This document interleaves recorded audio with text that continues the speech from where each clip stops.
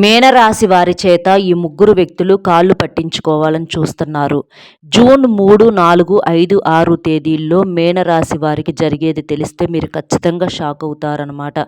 ఈ ముగ్గురు వ్యక్తులు మీ చేత ఎలాగైనా సరే కాళ్ళు పట్టించుకోవాలి, మిమ్మల్ని వాళ్ళ కాళ్ళ దగ్గర పడేసుకోవాలి, వాళ్ళ మాట మీరు వినాలి అన్నట్లుగా మీది ఎలాంటి తప్పు మీ దగ్గర ఎలాంటి పొరపాటు అనేది లేకపోయినా మీ మంచితనాన్ని ఆసరాగా తీసుకొని ఈ ముగ్గురు వ్యక్తులు ఎవరైతే ఉన్నారో వాళ్ళు మీ జీవితాన్నే తల్లకిందులుగా మార్చాలని చూస్తున్నారనమాట. అసలు ఆ ముగ్గురు వ్యక్తులు ఎవరు ఏంటనేది వాళ్ళ పేర్లతో సహా ఇక్కడ నేను ఈ వీడియోలో చెప్తాను. కాబట్టి మీనరాశి వారు ఎక్కడా కూడా వీడియోని స్కిప్ చేయకుండా చివరి వరకు విని ఇంకొంతమంది మీనరాశి మిత్రులకు వీడియో అనేది రీచ్ అవ్వటం కోసం దయచేసి వీడియోకి ఒక లైక్ ఇచ్చి సపోర్ట్ చేయండి. లైక్ చేయటం వలన మీలాంటి నలుగురు మిత్రులకు వీడియో అనేది చేరి వాళ్ళు ఉపయోగించుకుంటారు. అలాగే మీకు తెలిసిన బంధుమిత్రులు కానీ ఫ్రెండ్స్ కానీ మీనరాశి వాళ్ళు ఎవరైనా ఉంటే వారికి కూడా షేర్ చేస్తే హెల్ప్ అవుతుంది. మీనరాశి వారిది రాశి చక్రంలో 12వ రాశి. వీరి రాశికి అధిపతి గురుడు.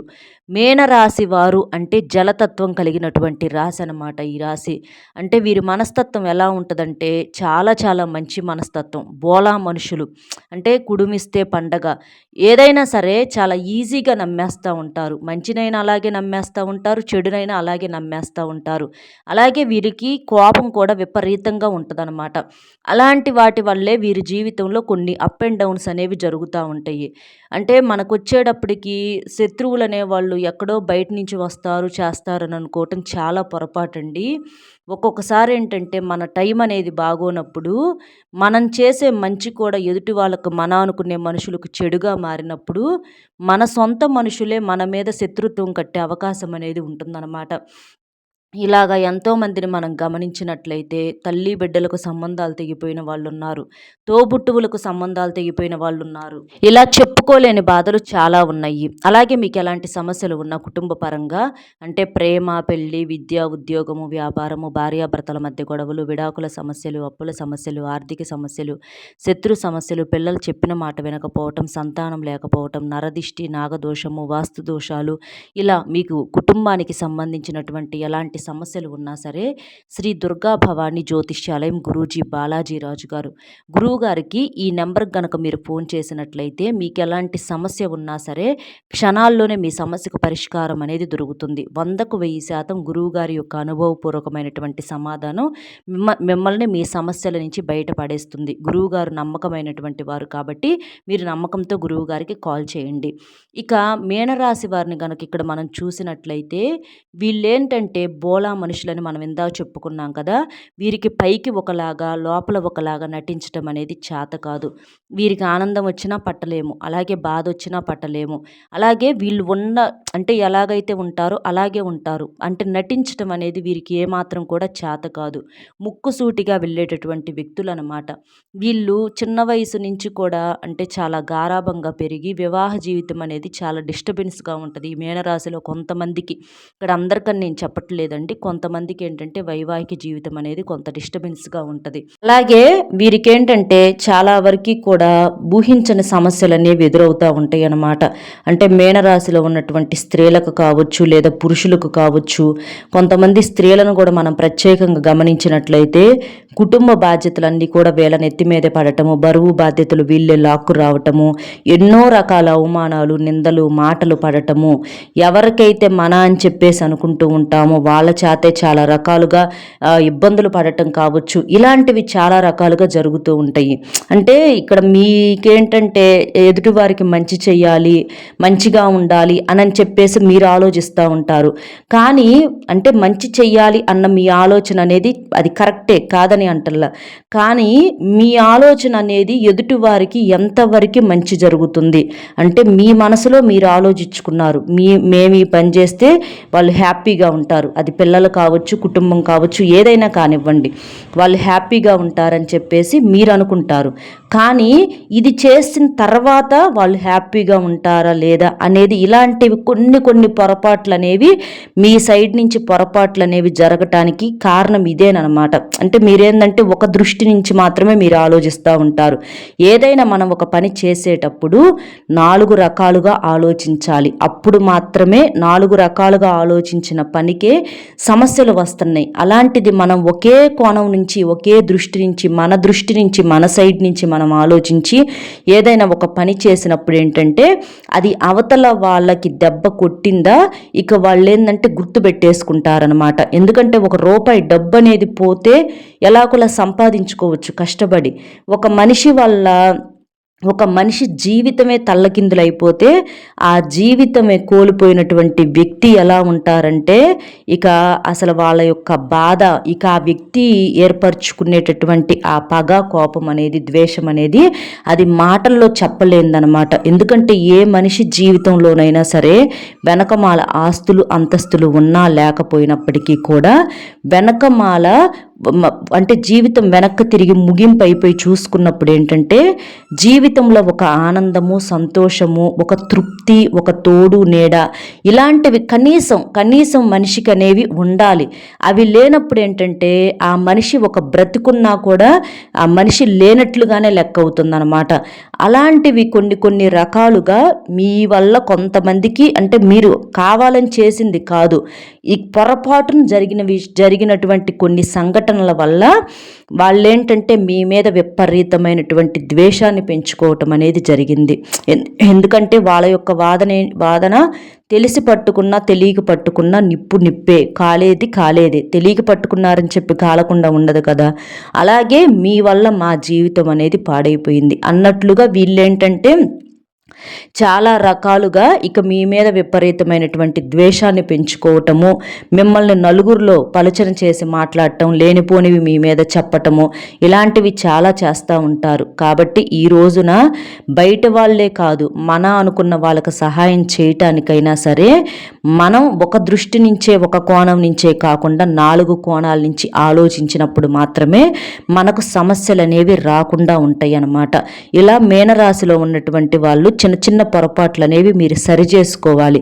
సరిచేసుకోకపోతే మాత్రం మీ జీవితం అనేది చాలా నరకమైపోయిద్ది. అది బయట వ్యక్తుల వల్ల కాదు, అయిన వాళ్ళ వల్లే చాలా నరకమైపోయిద్ది అనమాట.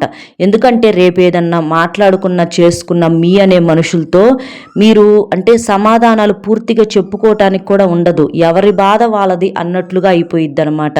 కాబట్టి ఏదైనా ఒక నిర్ణయం తీసుకునేటప్పుడు అంటే ఈ మీనరాశి వాళ్ళకి ఏంటంటే తొందర అనేది చాలా ఎక్కువ. వాళ్ళు ఏదన్నా ఒక విషయం అనుకున్నారు అంటే వెంటనే ఆ పనిని సెకండ్ మినిట్ చేసేస్తారు. వాళ్ళు ఆలోచించరు, వెయిట్ చేయలేరు అనమాట. చాలా స్పీడ్గా నిర్ణయాలు తీసుకుంటారు, చాలా స్పీడ్గా ఆ పనులు చేస్తూ ఉంటారు. అక్కడే మీరు చేసేటటువంటి పొరపాటు. ఎప్పుడైనా మనం ఏదైనా ఒక పని చేస్తున్నాము అంటే కాస్త ఆలోచించాలి, నిదానించాలి, నలుగురిని సంప్రదించాలి.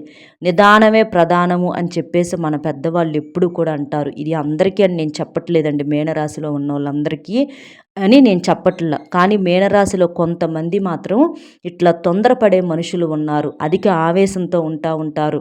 అలాంటి వాళ్ళ వల్ల వాళ్ళ చుట్టూతా ఉన్నటువంటి వాళ్ళకు కొన్ని సమస్యలు ఎదురైనప్పుడు అలాంటి వాళ్ళే వాళ్ళ రోజున మీ చేత కాళ్ళు పట్టించుకోవాలి, మిమ్మల్ని ఎలాగైనా సరే వాళ్ళు పడ్డ బాధ మీరు కూడా అనుభవించేలాగా చెయ్యాలి, అది మీకు కూడా అర్థం కావాలి. మనుషులు అన్న తర్వాత అందరూ ఒక్కటే, ప్రతి మనిషితో అవసరాలు అనేవి ఉంటాయి అని చెప్పేసి అంటే మీరు ఒక్కొక్కసారి మామూలుగా మాట్లాడిన మాటలు, తెలిసి తెలియక మాట్లాడిన మాటలు అవన్నీ కూడా మనసులో పెట్టుకుంటూ ఉంటారనమాట. కాబట్టి మీరు జాగ్రత్తగా ఉండండి.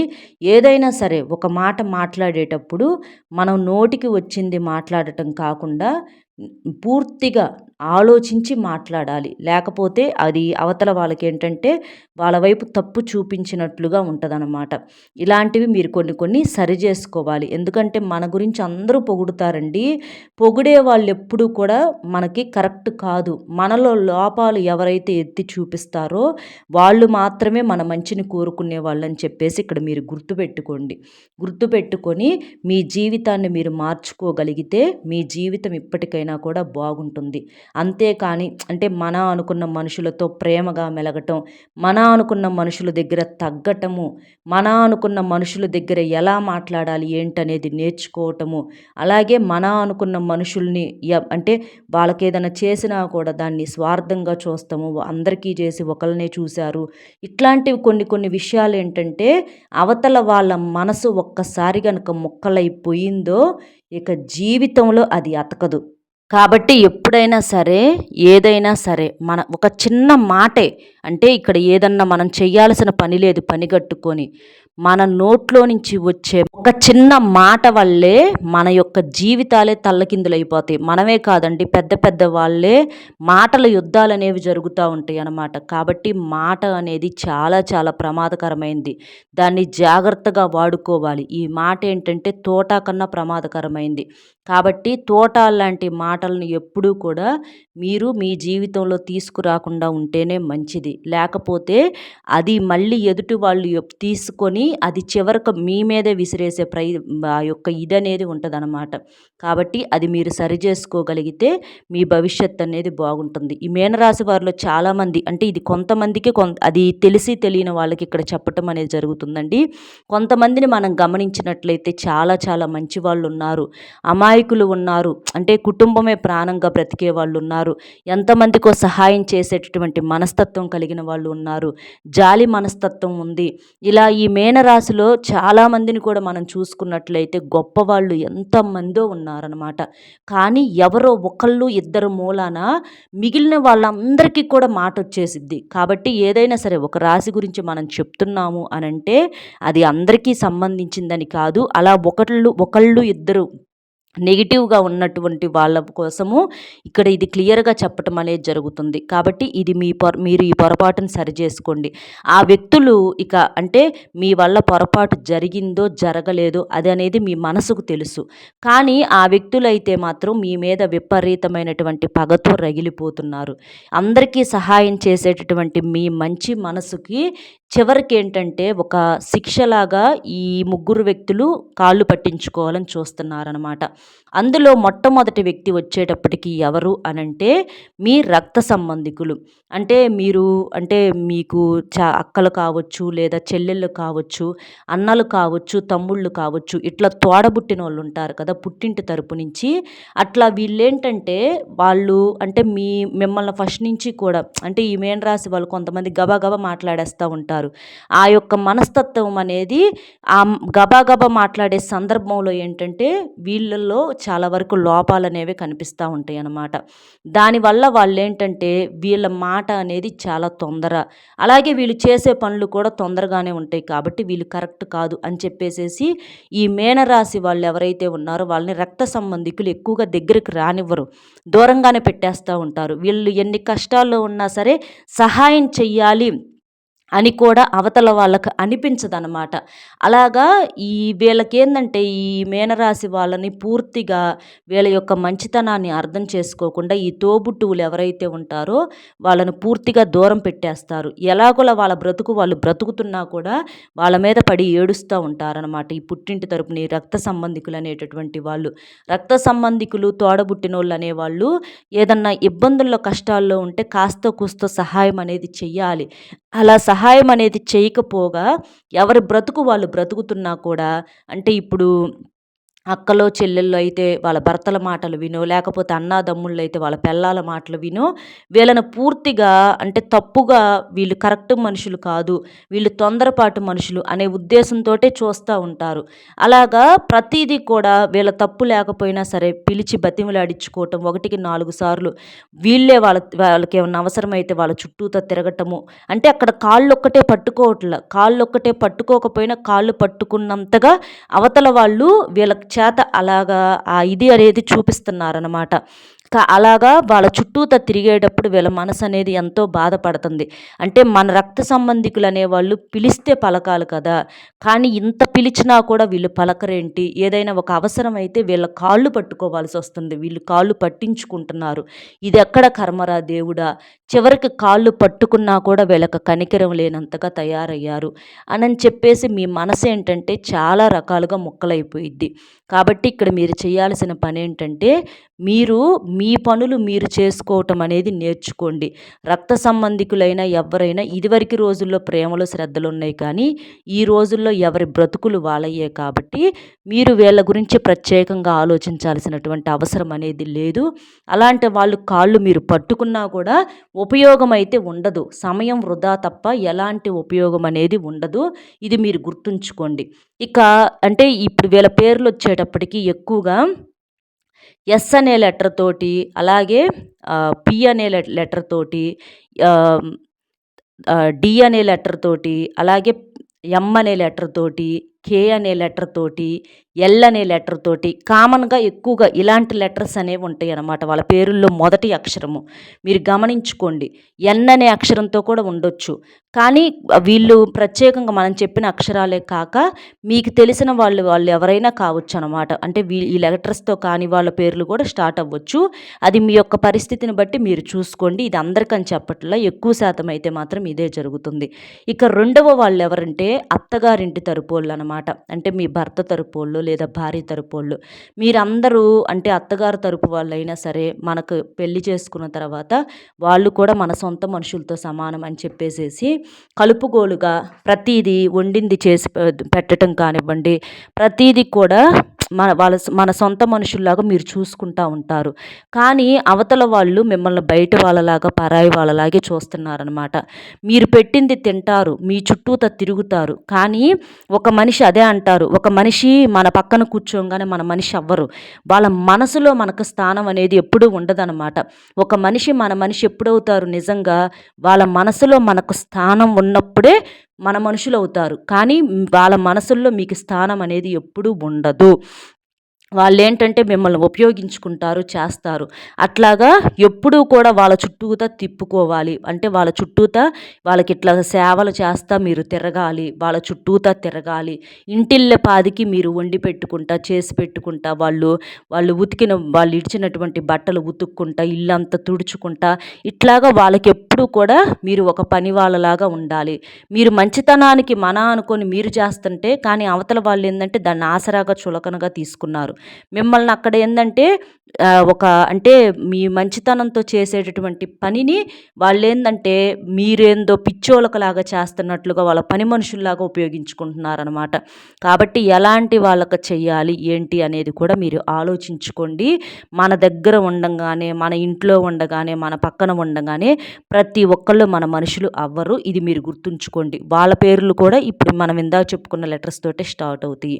ఇక మూడవ వాళ్ళొచ్చేటప్పటికి మీరు పనిచేసేటటువంటి ఉద్యోగాల్లో కావచ్చు, లేదా వ్యాపారాల్లో కావచ్చు, ఇట్లా బయట తారసపడతా ఉంటారనమాట. వీళ్ళతో ఏంటంటే మీకు అనుకోని శత్రుత్వాలనేవి ఎదురవుతూ ఉంటాయి. అంటే వీళ్ళు మిమ్మల్ని అంటే పోటీలుగా ఉద్యోగాల్లో కావచ్చు, లేదా వ్యాపారాల్లో కావచ్చు, డబ్బు పరంగా మీకన్నా ఇంకా సంపాదించాలనే పోటీ, లేకపోతే మీరు ఇంకా నెంబర్ 1లోకి వెళ్ళిపోతున్నారని చూడలేకపోవటము, ఇట్లా నరదిష్టి ఇలాంటివన్నీ కూడా మీ మీద చాలా ఎక్కువగా ఉన్నాయి. ఇరుగు పొరుగు వాళ్ళ ఏడుపులు కూడా మీ మీద చాలా ఎక్కువగా ఉంటాయి అన్నమాట. అలాగా డబ్బు పరంగా కూడా మిమ్మల్ని దెబ్బతీయాలని చూస్తున్నారు. వాళ్ళ పేర్లు కూడా మనం చెప్పుకున్నటువంటి లెటర్స్‌తో పాటుగా కే అనే లెటర్‌తో కూడా ఉంటదనమాట. అది ఎవరు ఏంటనేది మీరు గమనించి కుదిరితే ఈ వ్యక్తులతో దూరంగా ఉండండి. మీ కష్ట సుఖాలు ఎవరితో పంచుకోవద్దు. మీ కష్ట సుఖాలు ఎవరితోనన్నా పంచుకోవటం వల్ల మీకొచ్చే లాభం అయితే ఏదీ ఉండదు.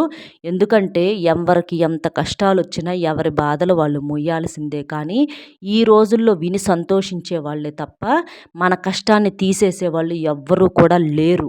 ఇది మీరు గుర్తుంచుకోండి. మన సొంత మనుషులు మంచోళ్ళైతే అసలు మనకు బాధలే ఉండవు. అర్థం చేసుకునే వాళ్ళైతే, మంచితనం ఉన్నా అర్థం చేసుకునే వాళ్ళైతే ఈ బాధలే ఉండవు. కానీ మన సొంత మనుషులే మనల్ని నలుగురిలో పలచన చేయటము, చులకనగా మాట్లాడటం, తీసేసి మాట్లాడటం, ఇలాంటివి చేసినప్పుడు ఇలా నలుగురికి అలుసైపోయే అవకాశం అనేది చాలా ఎక్కువగా ఉంటదనమాట. అలాగే మన బలాలు, బలహీనతలు, కష్టాలు, సుఖాలు మనోళ్ళేలే అని చెప్పేసి ప్రతీదీ కూడా జనానికి చెప్పుకున్నప్పుడు కూడా ఇలాంటివే ఎదురవుతూ ఉంటాయి అన్నమాట. కాబట్టి మీరు జాగ్రత్తగా ఉండండి. ప్రతి విషయాన్ని జనంతో ఎక్కువగా మీరు పంచుకోవద్దు. ఎవరితో చెప్పాలో ఎవరితో చెప్పకూడదు ఏంటి అన్న విషయాన్ని మీరు జాగ్రత్తగా గమనించి అర్థం చేసుకోండి. అర్థమైంది కదండీ! మీనరాశి వారి చేత అయితే మాత్రం ఈ ముగ్గురు వ్యక్తులు కాళ్ళు పట్టించుకోవాలని చూస్తున్నారు. మీరు దేవుడు కాళ్ళు పట్టుకోండి కానీ పొరపాటున కూడా వీళ్ళ కాళ్ళు పట్టుకోవద్దు. ఎందుకంటే ఏ మనిషి మనిషిని నమ్ముకోవటం వల్ల బాగుపడినట్లు చరిత్రే లేదు. దైవాన్ని నమ్ముకున్న మనిషి చెడిపోయినట్లు చరిత్రే లేదనమాట. కాబట్టి దైవానికి చెప్పుకోండి. మీకు శివారాధన బాగా కలిసి వస్తుంది. శివుడి పూజ, శివలింగానికి అభిషేకం చేయటము, శివాలయానికి వెళ్ళటము, ఓం నమః శివాయ అనే మంత్రాన్ని జపించటము, ఇట్లాంటివి చిన్న చిన్న దాన ధర్మాలు, అలాగే మీ యొక్క కోపాన్ని, ఆవేశాన్ని, తొందరని అదుపులో పెట్టుకోవటము, ప్రతి ఒక్కరిని గుడ్డిగా నమ్మటము, ఇలాంటివన్నీ కూడా మీరు సరిచేసుకోవాలి. లేకపోతే మాత్రం మీ అనుకున్న వాళ్ళే మీకు శత్రువులుగా మారతారు. జాగ్రత్తగా ఉండండి. జీవితం అనేది నరకం అయిపోయిద్ది. మన వీడియో మీకు నచ్చింది అనుకుంటున్నాను. నచ్చితే వీడియోకి తప్పకుండా ఒక లైక్ ఇచ్చి సపోర్ట్ చేయండి. లైక్ చేసినప్పుడు కామెంట్స్ దగ్గర హైప్ వస్తుంది. అక్కడ మీ యొక్క పాయింట్స్ అనేవి యాడ్ చేసి మీకు తెలిసిన ఫ్రెండ్స్ ఎవరన్నా ఉంటే వారికి కూడా షేర్ చేస్తే హెల్ప్ అవుతుంది. కామెంట్ బాక్స్లో ఓం నమః శివాయ అనే కామెంట్ చేయండి. లేదా ఇప్పుడు మనం చెప్పినట్లుగా మీ జీవితంలో ఈ ముగ్గురు వ్యక్తులు ఉన్నారా లేదా అనేది కూడా తప్పకుండా కామెంట్ చేయండి. అలాగే మీ యొక్క విలువైన అభిప్రాయాన్ని కూడా కామెంట్ చేయొచ్చు. వీడియోకి లైక్ ఇచ్చి షేర్ చేసి మొట్టమొదటిసారిగా మన ఛానల్ చూస్తుంటే సబ్స్క్రైబ్ చేసుకొని ఆల్ అనే బెల్ని క్లిక్ చేయండి. మరో మంచి విశేషంతో మళ్ళీ కలుద్దామండి. నమస్కారం.